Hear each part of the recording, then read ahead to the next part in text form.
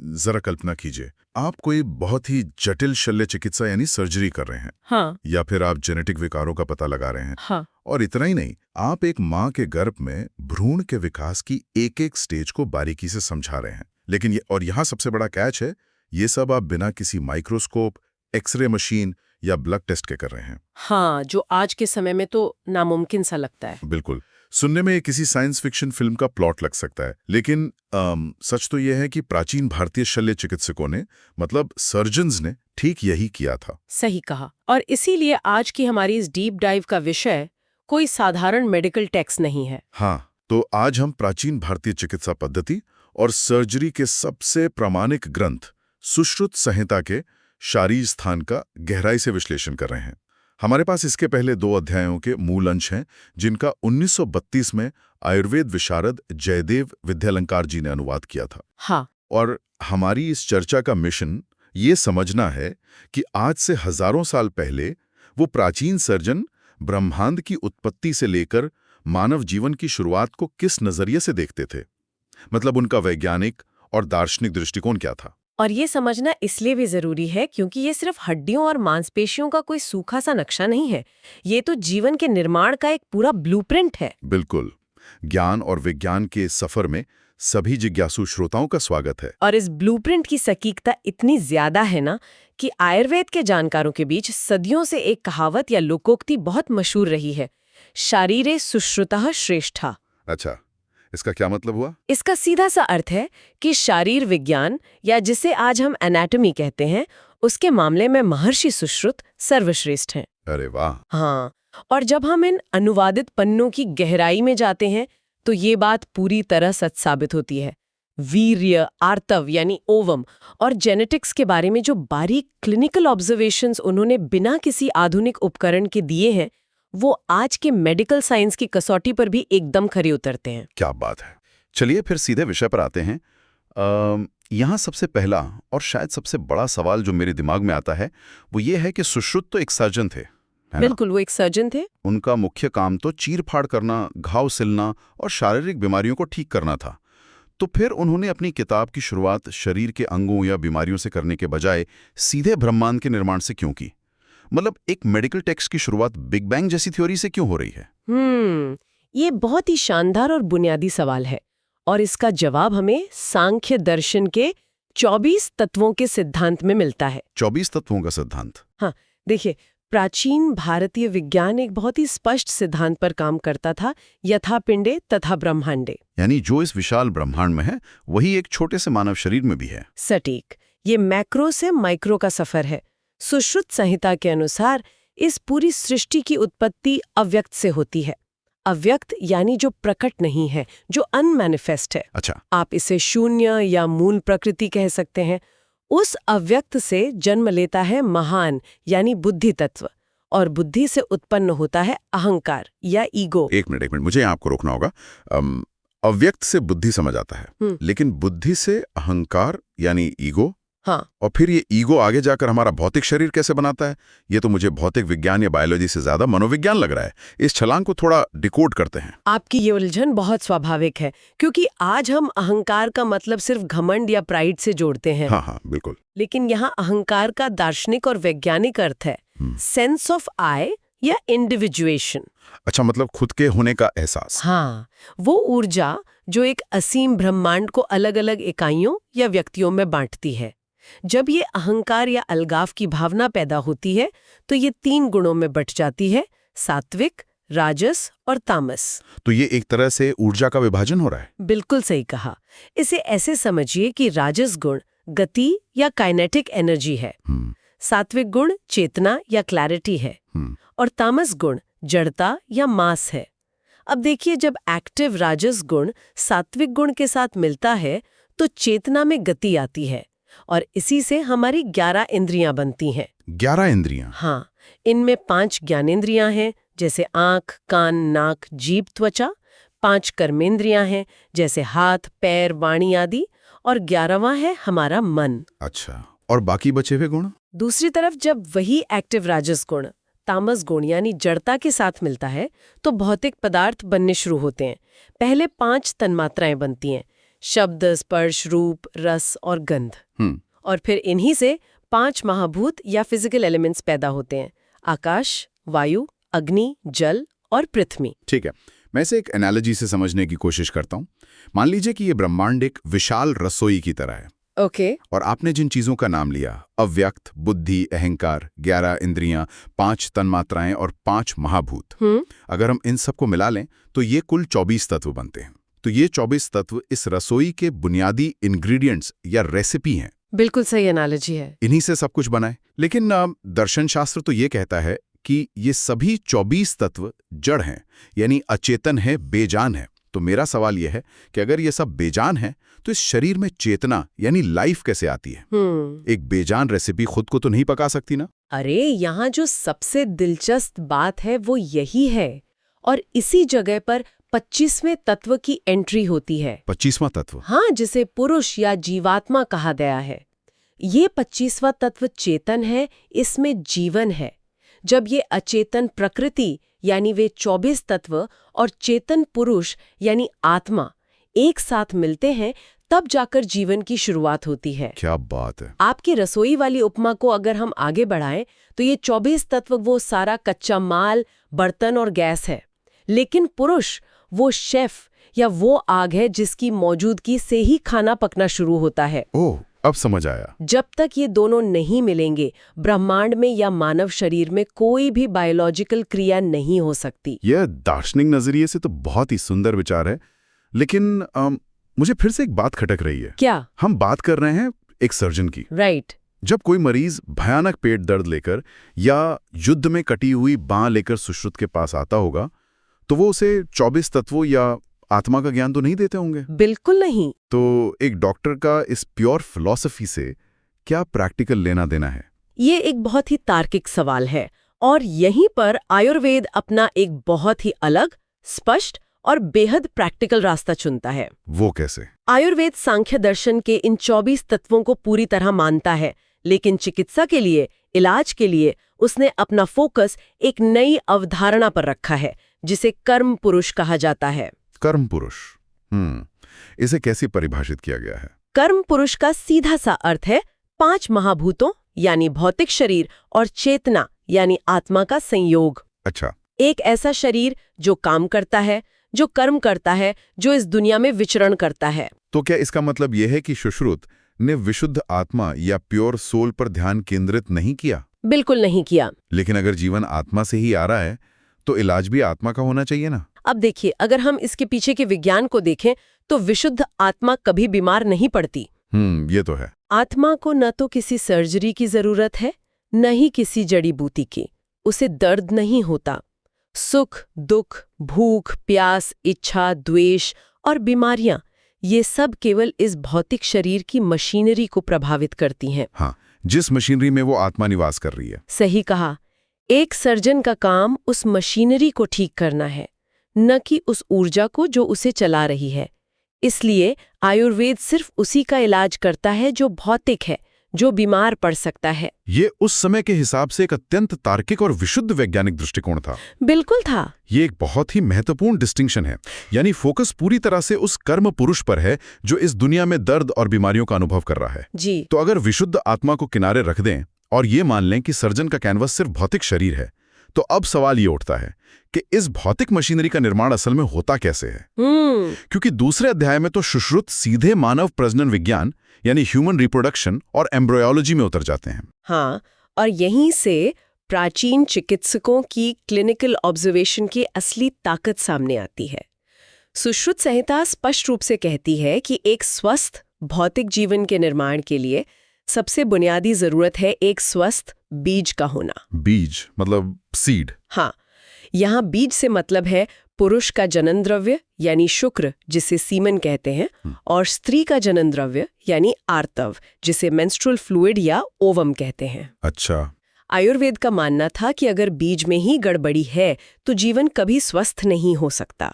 और शोध सामग्री में ये भी तो बताया गया है कि शरीर के तीनों मुख्य दोष वात, पित्त और कफ इन जनन द्रव्यों में किस तरह विकार पैदा करते हैं। बिल्कुल। उन्होंने सिर्फ ये नहीं कहा कि खराबी आती है, बल्कि ये भी बताया कि कैसे आती हैं। हाँ, उन्होंने पूरा तंत्र समझाया है। जैसे पित्त का स्वभाव गर्म और तीखा होता है, तो अगर शरीर में पित्त बढ़ा हुआ है तो वो वीर्य के रंग को पीला या भूरा कर देगा और उसमें जलन पैदा करेगा। कफ का स्वभाव भारी और चिपचिपा होता है, इसलिए कफ बढ़ने पर वीर्य बहुत ज्यादा गाढ़ा हो जाएगा। और वात का क्या असर होता है? वात, जो वायु का प्रतीक है, वो इसे रूखा या फेनिल यानी झागदार बना देगा। अरे वाह! और जो सबसे हैरान करने वाला विवरण मुझे लगा, वो शुद्ध और स्वस्थ वीर्य और आर्तव की पहचान का है। हाँ, मतलब बिना किसी आधुनिक माइक्रोस्कोप के सुश्रुत ने देखा है कि शुद्ध वीर्य स्फटिक मणि के समान पारदर्शी, तरल और मीठा होता है, जिसकी गंध शहद या घी जैसी होती है। और पता है इसे आज की वैज्ञानिक भाषा में क्या कहेंगे? इसे न्यूट्रल इन रिएक्शन कहा जा सकता है। अच्छा। हाँ, एक स्वस्थ वीर्य का पीएच लेवल न तो बहुत ज्यादा एसिडिक होना चाहिए और न ही बहुत ज्यादा एल्कलाइन। प्राचीन काल में इसे जांचने के लिए पीएच टेस्टिंग किट तो थी नहीं। बिल्कुल नहीं थी। तो उन्होंने गंध, रंग और स्वाद को ही पैमाना बना लिया। जरा सोचिए, बिना किसी लैब के वे शारीरिक द्रव्यों को इतनी बारीकी से देखकर और सूंघकर उनका रासायनिक संतुलन तय कर रहे थे। ये तो बहुत ही हैंड्स ऑन तरीका है मेडिसिन का। और आर्तव के बारे में तो उन्होंने और भी सटीक बात लिखी है। उन्होंने कहा कि शुद्ध आर्तव खरगोश के खून, जिसे संस्कृत में शशस्रुक कहा गया है, या लाख के रस जैसा लाल होता है। बिल्कुल। और इसकी सबसे बड़ी और अनोखी पहचान ये बताई गई है कि ये कपड़े को हमेशा के लिए दागदार नहीं करता, यानी धोने पर उसका दाग पूरी तरह साफ हो जाना चाहिए। ये वाकई में एक मास्टर क्लास ऑब्जर्वेशन है। अगर हम आज के मेडिकल साइंस की बात करें तो ये माना जाता है कि स्वस्थ मासिक धर्म के रक्त में फाइब्रिनोलाइसिन नाम का एक एंजाइम होता है। फाइब्रिनोलाइसिन, इसका क्या काम होता है? इस एंजाइम का काम होता है खून को थक्का या क्लॉट बनने से रोकना। और क्योंकि खून का थक्का नहीं जमता, इसी वजह से उसके दाग कपड़े पर हमेशा के लिए नहीं रहते और आसानी से धुल जाते हैं। क्या बात है! सुश्रुत को शायद फाइब्रिनोलाइसिन एंजाइम का नाम ना पता हो, लेकिन उन्होंने इसके मैकेनिज्म और परिणाम को इतनी सटीकता से पहचाना कि उसे शुद्धता का क्लिनिकल मानक बना दिया। इसे तो आप एक बेहतरीन विजुअल डायग्नोस्टिक्स कह सकते हैं। बिल्कुल कह सकते हैं। ये विजुअल डायग्नोस्टिक्स का तरीका सच में अद्भुत है। लेकिन चलिए इस चर्चा को एक कदम और आगे ले चलते हैं। मान लेते हैं कि क्लिनिकल जांच से हमें स्वस्थ बीज मिल गए, शुक्र और आर्तव दोनों शुद्ध हैं। लेकिन क्या सिर्फ बीज होने से एक पेड़ उग सकता है? नहीं, बिल्कुल नहीं। अगर आप एक बहुत अच्छे बीज को किसी बंजर पत्थर पर रख दें तो क्या वो अंकुरित होगा? सुश्रुत संहिता इस बात को बखूबी समझती थी। इसीलिए उन्होंने गर्भधारण के लिए सिर्फ बीज को ही नहीं बल्कि 4 अनिवार्य चीजों का वर्णन किया है। हाँ, और ये प्रकृति और कृषि विज्ञान से ली गई एक बहुत ही खूबसूरत और सटीक उपमा है। सुश्रुत ने स्वस्थ जीवन के निर्माण के लिए 4 स्तंभ बताए हैं: ऋतु, क्षेत्र, अंबु और बीज। तो इसे थोड़ा विस्तार से समझते हैं। देखिए, ऋतु का मतलब है सही समय या मौसम। मेडिकल भाषा में ये महिला की मेंस्ट्रुअल साइकिल का वो सही पीरियड है जब गर्भ धारण की संभावना सबसे अधिक होती है, यानी ओव्यूलेशन का समय। हाँ। फिर क्षेत्र का अर्थ है जमीन या खेत, यानी गर्भाशय या यूट्रस, जहां बीज बोया जाएगा। अगर गर्भाशय स्वस्थ नहीं है तो बीज नहीं पनपेगा। लॉजिकल है। अंबु का मतलब है जल या पोषण, जो माता के आहार और ब्लड सर्कुलेशन से भ्रूण को मिलता है। और चौथा है बीज, यानी शुक्र और आर्तव, जो जेनेटिक मटेरियल है। जब ये चारों चीजें सही स्थिति और सही समय पर एक साथ आती हैं, तभी एक स्वस्थ गर्भ ठहरता है। इस कृषि उपमा से एक बात तो साफ है कि केवल जेनेटिक्स काफी नहीं है, पर्यावरण भी उतना ही महत्वपूर्ण है। बिल्कुल सही। और इसी पर्यावरण को सुरक्षित रखने के लिए संहिता में ऋतुमती चर्या का बहुत विस्तार से वर्णन किया गया है। हाँ, ऋतुमती चर्या। ये वो नियम है जो मासिक धर्म के दौरान स्त्रियों को मानने होते थे, जैसे ज्यादा दौड़ भाग ना करना, दिन में ना सोना, बहुत ज्यादा हंसना या रोना नहीं। अब आज के दौर में अगर कोई इसे सुनेगा तो ये शायद थोड़े अजीब या पुरानी पाबंदियों वाले लग सकते हैं। मतलब हंसने या रोने से भ्रूण का क्या लेना देना? अगर हम इसे सतही तौर पर देखेंगे तो ये पाबंदी ही लगेगा, लेकिन अगर हम इसके पीछे के मैकेनिज्म को समझें तो तस्वीर बिल्कुल बदल जाती है। अच्छा, कैसे? ग्रंथ के अनुसार इनका मुख्य उद्देश्य होने वाले बच्चे को किसी भी प्रकार के दोष या विकार से बचाना था। वे ये मान रहे थे कि मासिक धर्म के दौरान महिला के शरीर में जो बदलाव हो रहे हैं वे बहुत नाजुक होते हैं। हार्मोनल बदलाव। हाँ, उस दौरान बहुत ज्यादा शारीरिक थकान या बहुत ज्यादा मानसिक उथल-पुथल जैसे अत्यधिक रोना या हंसना सीधे वात दोष को बढ़ाता है। और आधुनिक विज्ञान इस वात दोष को कैसे देखता है? आधुनिक विज्ञान इसे सिंपैथेटिक नर्वस सिस्टम की प्रतिक्रिया और स्ट्रेस हार्मोन्स के रूप में देखता है। अरे वाह! जब शरीर अत्यधिक शारीरिक या भावनात्मक तनाव से गुजरता है तो कॉर्टिसोल का स्तर बढ़ जाता है। यह तनाव प्रजनन अंगों में रक्त के प्रवाह को प्रभावित करता है और फर्टिलिटी को नुकसान पहुंचाता है। तो प्राचीन वैद्य जिसे वात का बिगड़ना कह रहे थे वो असल में नर्वस सिस्टम का ओवरड्राइव में जाना था। बिल्कुल, वे बस इतना चाहते थे कि इस नाजुक समय में शरीर और दिमाग पूरी तरह शांत रहें ताकि क्षेत्र यानी गर्भाशय बीज के लिए सही तरीके से तैयार हो सके। ये तो प्राचीन काल में स्ट्रेस मैनेजमेंट का एक बहुत ही एडवांस तरीका था, है ना? इसी के साथ संहिता में सम और विषम दिनों का भी उल्लेख है। ये उस समय का एक प्राचीन विश्वास था कि सम दिनों में, जैसे चौथे, छठे या आठवें दिन, गर्भधारण से पुत्र होता है और विषम दिनों में गर्भधारण से पुत्री की प्राप्ति होती है। हालांकि आज का विज्ञान लिंग निर्धारण को पूरी तरह क्रोमोसोम्स पर आधारित मानता है, एक्स और वाई। हाँ, वो तो है। लेकिन ये जानना दिलचस्प है कि प्राचीन काल में भी वे समय और साइकिल की टाइमिंग को इतनी अहमियत दे रहे थे। बिल्कुल। और यहाँ एक और पहलू है जिस पर हमें गहराई से विचार करना चाहिए, और वो है जन्मजात विकारों या बर्थ डिफेक्ट्स के बारे में उनका नजरिया। ये मेरा सबसे पसंदीदा हिस्सा है।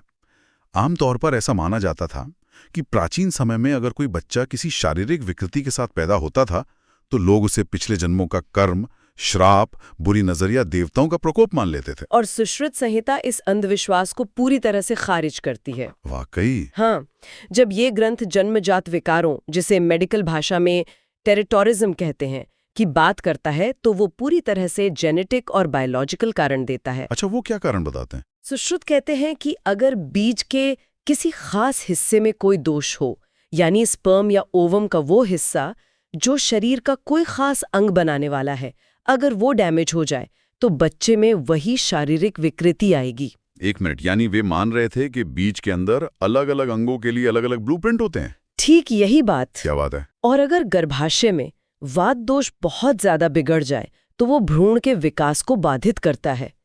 इसी वात प्रकोप और बीज के दोष के कारण कुबड़ापन, अंधापन, बौनापन या यहाँ तक कि जुड़े हुए अंग, जिन्हें कॉन्जॉइंट ट्विन्स कहते हैं, जैसी स्थितियां पैदा होती हैं। मतलब वे इसे श्राप नहीं बल्कि एक बायोलॉजिकल एरर मानते थे? बिल्कुल बायोलॉजिकल एरर। इसका मतलब ये हुआ कि हर बीमारी को सिर्फ कर्म का फल नहीं माना जाता था। उन्होंने विकारों को सीधे माता पिता के खान पान, शरीर के वात प्रकोप और बीज, यानी आज की भाषा में कहें तो जेनेटिक्स से जोड़ दिया था। और वे यही नहीं रुके, और भी कुछ है। सुश्रुत ने विभिन्न प्रकार की नपुंसकता यानी इम्पोटेंसी और किन्नर स्थितियों, जिसे इंटरसेक्स कहते हैं, उनका भी बहुत ही क्लिनिकल और तटस्थ वैज्ञानिक विवरण दिया है। अच्छा। उन्होंने कुंभिक, आसिख्य, सौगंधिक जैसे अलग अलग प्रकार बताए हैं और उनके पीछे के शारीरिक और जेनेटिक कारणों को समझाया है।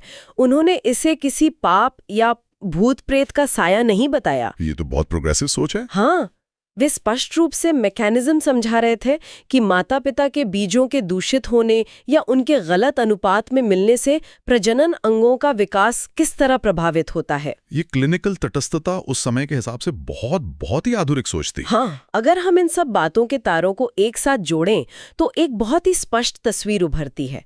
प्राचीन वैद्य दरअसल एपिजेनेटिक्स और एम्ब्रायोलॉजी की बात कर रहे थे। एपिजेनेटिक्स, इसे थोड़ा सरल शब्दों में समझाएं। देखिए, एपिजेनेटिक्स आधुनिक विज्ञान की वो शाखा है जो ये अध्ययन करती है कि हमारा पर्यावरण और हमारा व्यवहार हमारे जीन्स के काम करने के तरीके को कैसे बदल सकता है। ओके। आज विज्ञान मानता है कि माता पिता का पर्यावरण, उनका पोषण, उनका मानसिक स्वास्थ्य और उनका लाइफस्टाइल सीधे तौर पर उनकी जीन्स को प्रभावित करता है। और वही जीन्स आगे चलकर भ्रूण का निर्माण करते हैं। बिल्कुल। सुश्रुत हजारों साल पहले ऋतु, क्षेत्र, अंबु, बीज के सिद्धांत से इसी एपिजेनेटिक्स को समझा रहे थे कि अगर माता पिता का आहार विहार और मानसिक स्थिति ठीक नहीं होगी तो उसका सीधा असर बच्चे के जेनेटिक विकास और उसके अंगों पर पड़ेगा। ये पूरी चर्चा वाकई में आंखें खोलने वाली है। मतलब ये हमें ये सोचने पर मजबूर करती है कि सुश्रुत संहिता का शारीर स्थान सिर्फ हड्डियों, मांसपेशियों और नसों की एक सूखी हुई लिस्ट नहीं है। बिल्कुल नहीं। यह सृष्टि के निर्माण यानी अव्यक्त और अहंकार, वहां से लेकर एक स्वस्थ शिशु के जन्म तक की पूरी प्रक्रिया को एक बहुत ही मजबूत वैज्ञानिक, दार्शनिक और तार्किक ढांचे में पिरोता है। सही कहा आपने। बिना किसी माइक्रोस्कोप या जेनेटिक सीक्वेंसिंग मशीन के जीवन के इतने सूक्ष्म स्तर तक पहुंचना, केवल लक्षणों को देखकर अंदरूनी रासायनिक बदलावों को समझ लेना, ये मानव इतिहास की एक बहुत बड़ी बौद्धिक उपलब्धि है। और इसकी प्रासंगिकता आज के समय में और भी ज्यादा बढ़ जाती है। वो कैसे? आज के इस भागदौड़ भरी जिंदगी में, जहां जीवन शैली से जुड़ी बीमारियां चरम पर हैं, लोग लगातार तनाव में जी रहे हैं और फर्टिलिटी क्लिनिक्स के बाहर लाइनें लंबी होती जा रही हैं। हाँ, ये तो आज की कड़वी सच्चाई है। सुश्रुत का वो बुनियादी कृषि सिद्धांत हमें फिर से याद दिलाता है कि जैसी जड़ या बीज होगी, वैसा ही फल होगा। एक स्वस्थ जीवन के लिए सिर्फ बीमारियों का इलाज करना या दवाइयां खाना काफी नहीं है, बल्कि जीवन की शुरुआत के उन 4 स्तंभों, सही समय, स्वस्थ शरीर, सही पोषण और शुद्ध बीज को संतुलित रखना जरूरी है। जैसी जड़ होगी, वैसा ही फल होगा। इस गहरी और अद्भुत चर्चा को यही विराम देने का समय आ गया है।